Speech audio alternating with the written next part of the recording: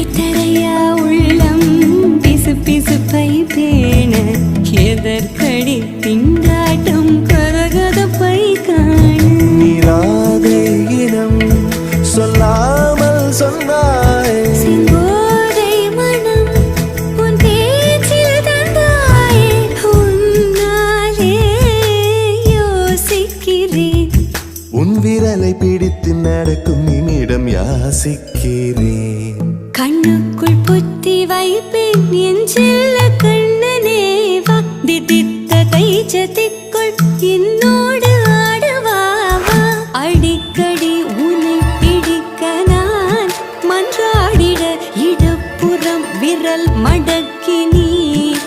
காட்டிட என் Kannan